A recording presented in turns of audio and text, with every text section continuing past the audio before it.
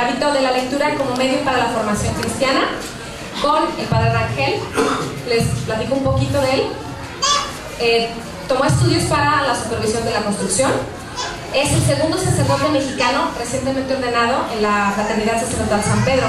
Y a partir del próximo viernes, él ya fungirá como vicario en la Capellanía de la Inmaculada Concepción en la Ciudad de México. Le damos la bienvenida al padre Rangel.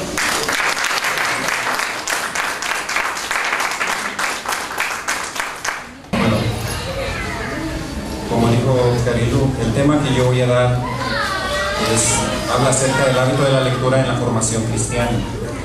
Y es un tema de mucha importancia, tan relevante hoy en día, porque lamentablemente muchos han utilizado esta arma tan poderosa como es la lectura para influenciar la mente de los niños y de las personas, especialmente aquellas personas débiles.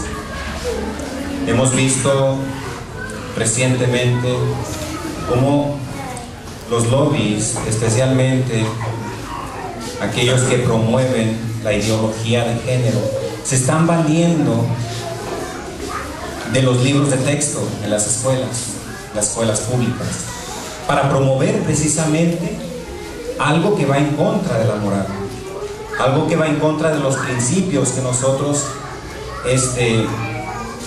resguardamos celosamente, de nuestros principios y nuestros valores cristianos. Entonces es muy importante el que nosotros tengamos esto en mente para poder educar a los niños correctamente, para que crezcan y lleguen a ser no solamente personas de bien, buenos ciudadanos, buenos cristianos, pero también lleguen a ser personas virtuosas. El hábito de la lectura ha de hacer a la persona virtuosa, le ha de enseñar la virtud y a practicar la virtud. Pero ¿cómo es que sucede esto? Bueno, para entender la importancia de la lectura en la formación humana y cristiana es necesario estudiar precisamente cómo es que se lleva a cabo este proceso formativo a través de la literatura. Cabe mencionar que la literatura forma parte de las bellas artes. Aquí voy a hablar un poquito acerca del arte.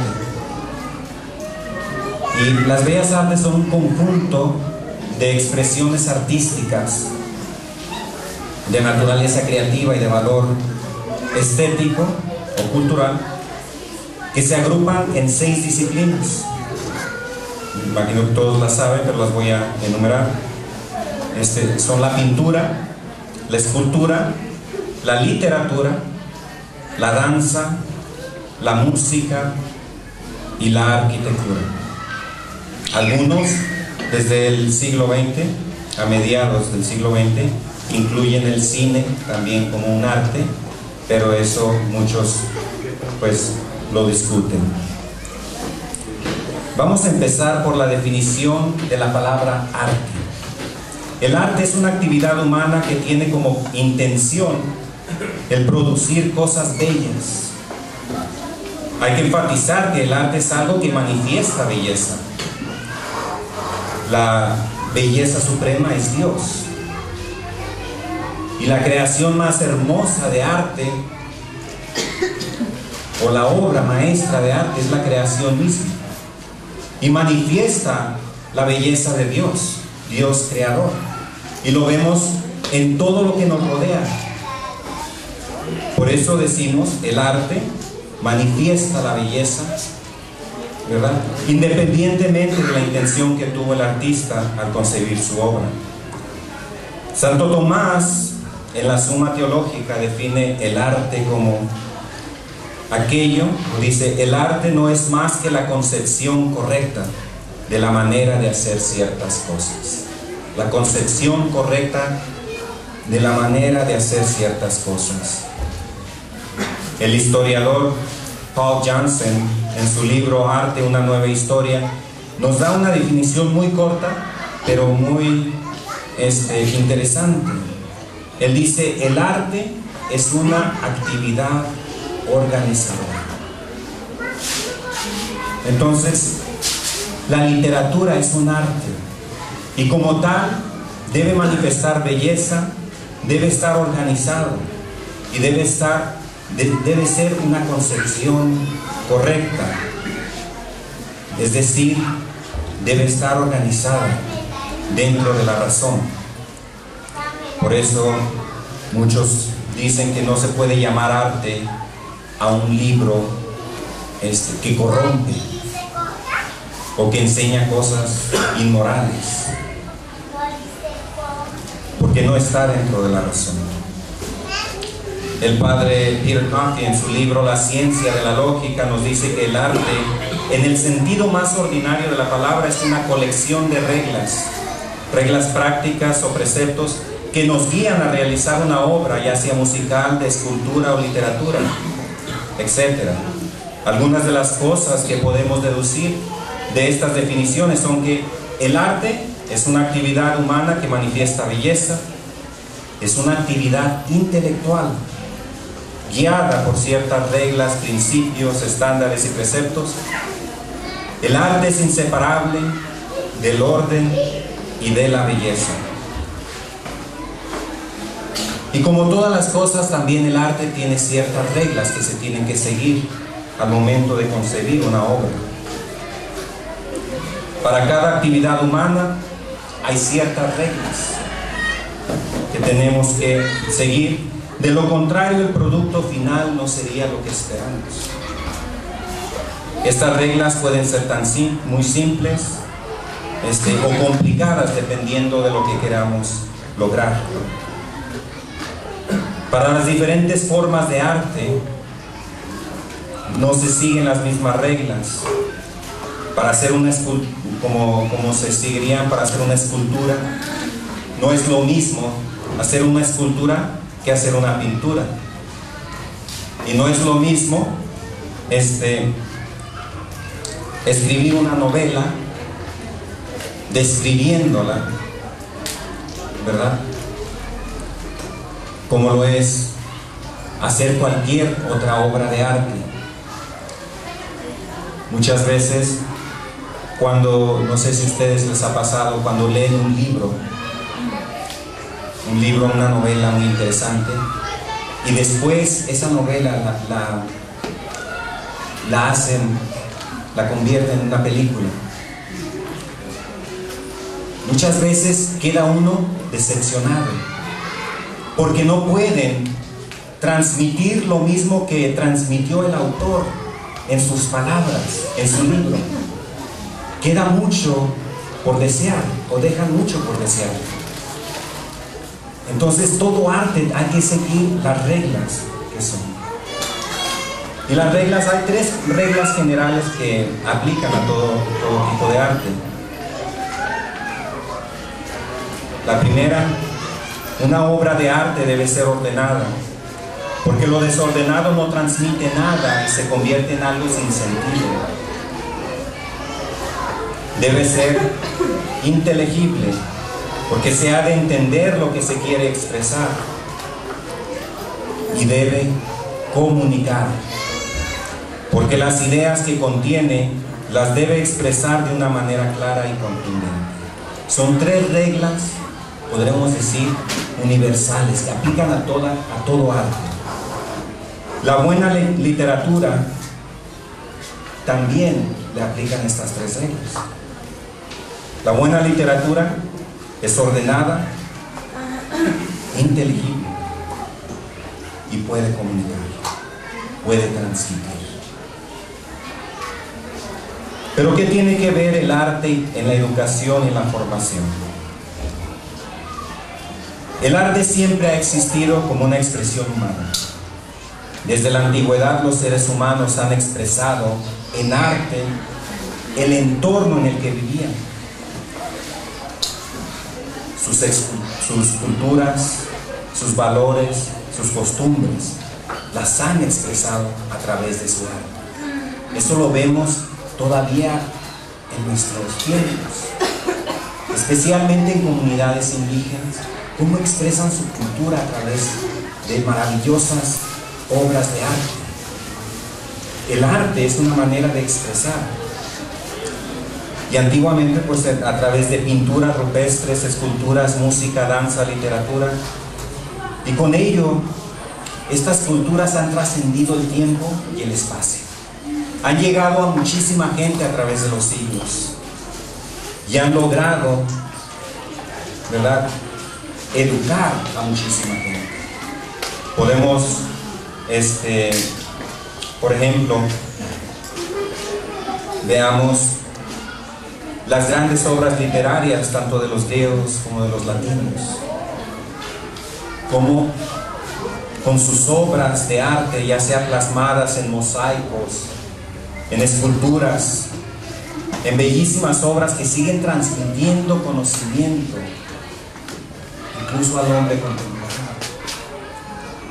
Transmiten, especialmente la literatura antigua, la filosofía, todos los libros, las novelas, todo aquello que ha sido escrito sigue transmitiendo un conocimiento que para muchos es algo nuevo y que se tiene que descubrir. La literatura como arte es única porque transmite ideas, conocimiento, reflexiones y emociones a través de las historias y poemas.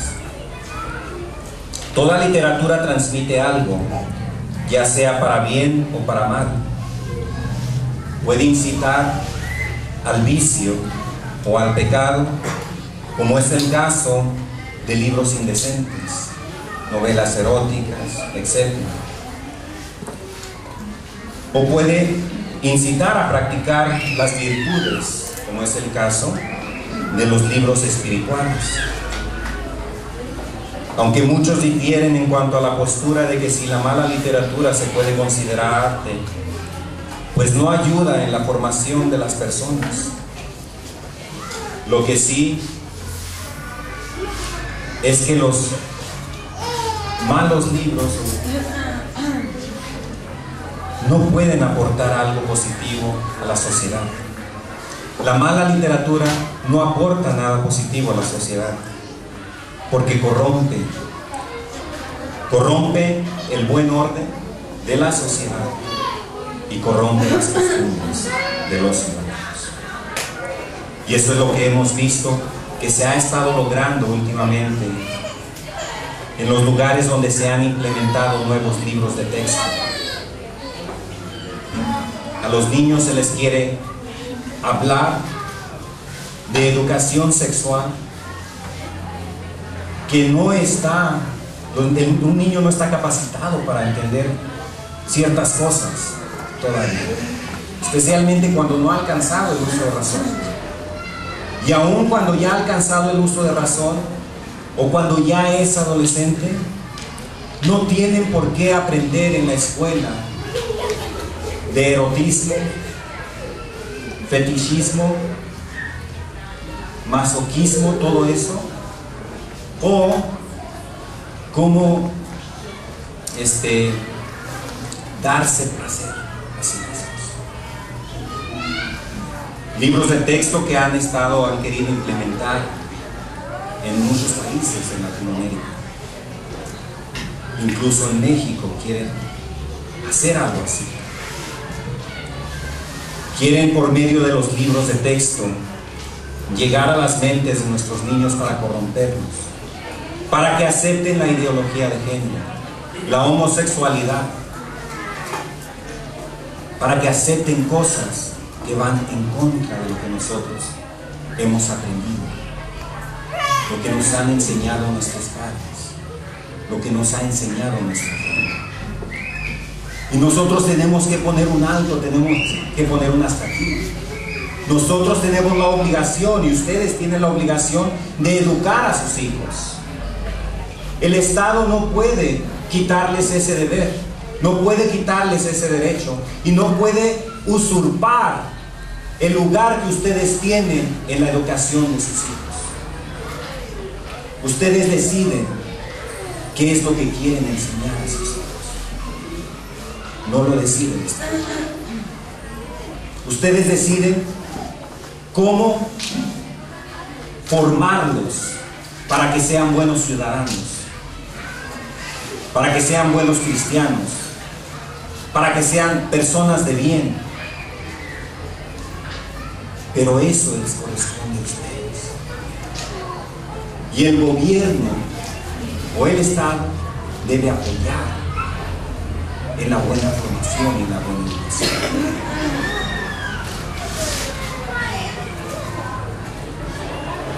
Entonces, hemos visto que estas tres reglas son universales a todo arte, pero también aplican a la literatura, que debe ser ordenada, inteligible y comunicar, y con esto ayudar a la formación de la persona, a la formación de los niños.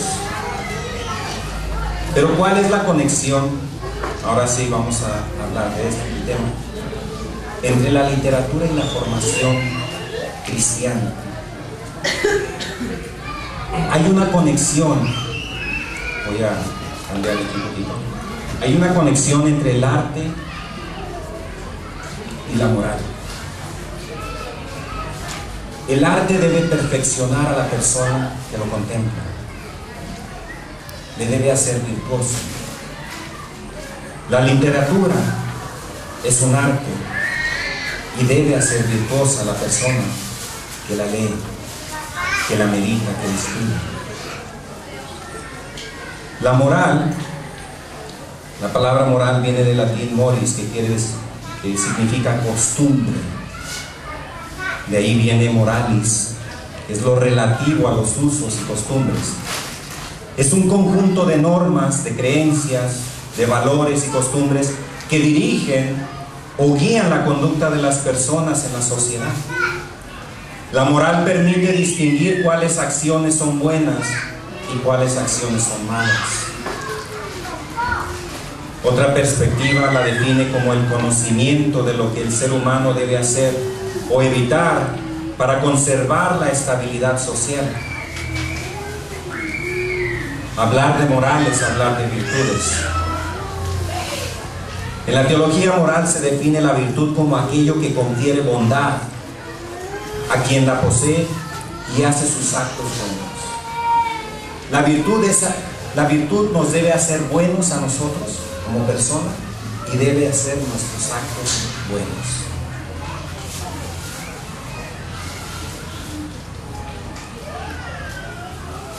Hay dos clases de virtudes: las virtudes infusas, aquellas que Dios produce en el alma sin la necesidad o ayuda del hombre, y las virtudes adquiridas, aquellas que se adquieren o las adquiere el hombre tras la repetición de ciertos actos, que le llevan a crear el hábito de la virtud. Ahora, la relación o en relación al objeto de las virtudes, estas pueden ser ya sea intelectuales, morales o teológicas. Las virtudes intelectuales perfeccionan al hombre en cuanto a su entendimiento de la verdad. Estas son entendimiento, sabiduría, conocimiento, prudencia y arte. El doctor Dennis McNerney, quien fuera profesor de filosofía en el seminario allá en Estados Unidos, en el Seminario de la Fraternidad, en su libro de texto, La filosofía del arte, él solo enumera 3 virtudes intelectuales: conocimiento, entendimiento, raciocinio y sabiduría, las cuales se perfeccionan con el buen hábito de la lectura. Entendimiento, raciocinio y sabiduría. ¿Qué tienen que ver las virtudes con el arte y la literatura? Pues mucho. Porque como les dije anteriormente, el arte y la moral son inseparables, como inseparables son la moral y las virtudes. El arte ha de perfeccionar al hombre, y la literatura es un arte y por lo tanto ha de perfeccionar también al hombre. Ha de hacerle virtuoso, ha de hacerle un ciudadano ejemplar, un ser intelectual, bien instruido en todo. La literatura es un arma poderosa que, si se utiliza correctamente, puede transmitir principios y valores morales, especialmente a los niños, y hacerlos virtuosos. Los enemigos de la moral saben bien esto y se están valiendo de los libros para influenciar a los niños y corromperlos. Les voy a leer un fragmento de un párrafo de un artículo escrito por un profesor de secundaria, y dice así: cabría reflexionar sobre la importancia de la transmisión de valores. Cabría reflexionar sobre la importancia de la transmisión de valores que se hace a través de la literatura infantil y juvenil. Es un lugar comúnmente aceptado que los libros de lectura que recomendamos y seleccionamos para nuestros alumnos deben ser un elemento de refuerzo de los valores humanistas y democráticos, favorecedores de la convivencia, de la tolerancia y del diálogo, que fomenten la integración social y que les hagan sensibles a cuestiones sociales como el racismo, el SIDA, la homosexualidad, la pobreza, la delincuencia, la anorexia. La lectura en tal caso tiene una importante función de moldeamiento de las conciencias y las actitudes de los adolescentes con arreglo a los valores que entendemos que son válidos en una sociedad como la nuestra. De esto se están valiendo para transmitir lo que ellos consideran valores de una sociedad nueva. Pero lo único que están haciendo es corromper a nuestros niños y destruir el buen orden de la sociedad. Ciertamente la lectura tiene una función importante en el moldeamiento de las conciencias, y por eso es de suma importancia que lo que leen nuestros niños sea conforme a los principios y valores cristianos, para poder contrarrestar las tendencias de corrientes ideológicas de ciertos grupos que quieren promover sus agendas. Los libros no son solo historias. Hay libros que han marcado de una manera tan profunda la historia de la humanidad como lo es la Sagrada Escritura, en la cual vemos la importancia de la lectura asidua en la formación cristiana. Es posible llegar a un mejor conocimiento de la moral por medio de la literatura, porque puede darnos el entendimiento de la naturaleza del bien y del mal y ayudarnos a hacer conciencia de cómo estas fuerzas trabajan en el mundo. El cristiano debe ser una persona instruida, que pueda pensar, que tenga conocimientos no solamente de su fe, sino también de otros temas de relevancia en el mundo moderno. Ha de saber la historia de la salvación, pero también la historia de los pueblos. Debe educarse y formarse como un intelectual. Los libros son una aventura. Por medio de ellos podemos trasladarnos a otros tiempos y civilizaciones, a mundos de fantasía, a otros planetas, y una vez atrapados en sus páginas, vivimos la emoción de la historia. Esa historia que nos narran y que a veces nos hace llorar, reír o sentir miedo. A veces sus palabras nos da consuelo, alienta y nos introduce a gentes y culturas que jamás conoceremos personalmente. A través de los libros podemos llegar a lugares que tal vez nunca visitaremos, o a civilizaciones que ya han desaparecido de la faz de la tierra. La literatura amplía nuestros horizontes.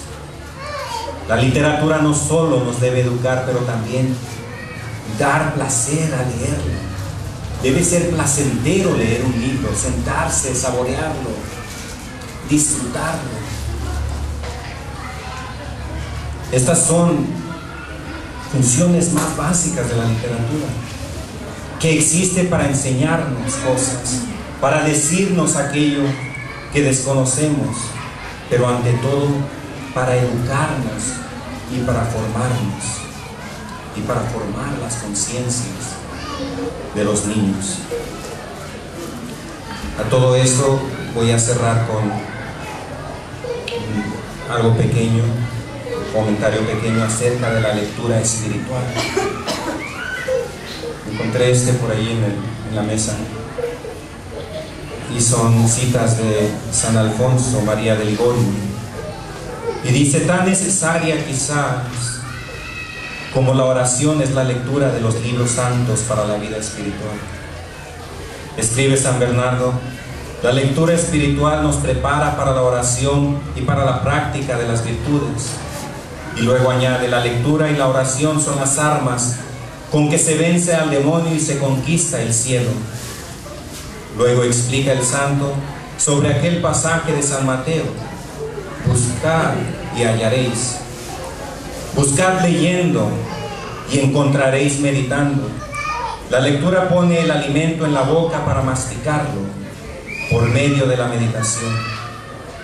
Advierte San Jerónimo que cuando oramos le hablamos a Dios, cuando leemos le oímos.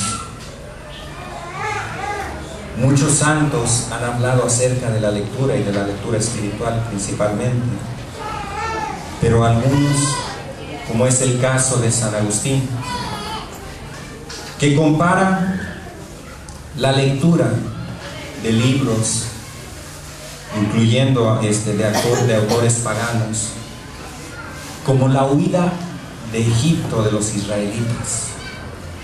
Y él dice que cuando los israelitas huyeron de Egipto, se llevaron lo mejor que tenía Egipto, se llevaron el oro, pero dejaron el barro y la paja, porque no servía de nada. Y San Agustín compara la lectura de libros con eso. Dice: podemos leer libros incluso de autores paganos o autores que no sean cristianos, y ser como los israelitas en Egipto, tomar de ello lo que es oro, lo que habla de virtud, lo que nos ayuda a formarnos, lo que nos ayuda a crecer, pero rechazar la paja y el barro. Eso es lo que hace la lectura.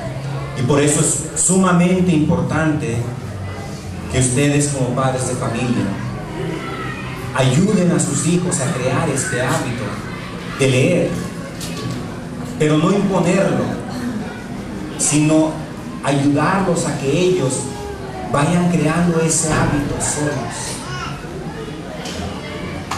Es bueno invitarles a leer o leerles por las tardes un capítulo de algún libro que a los niños les interesa.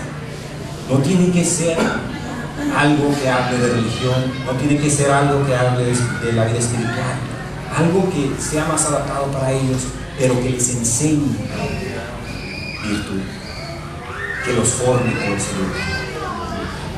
Historias bellísimas y cuentos de niños que a través de las generaciones han servido para ese propósito, para educar las conciencias y formar las conciencias de nuestros niños. Que Dios les bendiga. Eso es todo lo que yo tenía preparado para este tema. Ahorita vamos a prepararnos también para la Santa Misa. Yo voy a estar confesando, para aquellos que se quieran confesar. No sé dónde me van a poner. Estamos en la esquina atrás, después de los stands. Por ahí está el padre. Bueno, entonces allá los espero.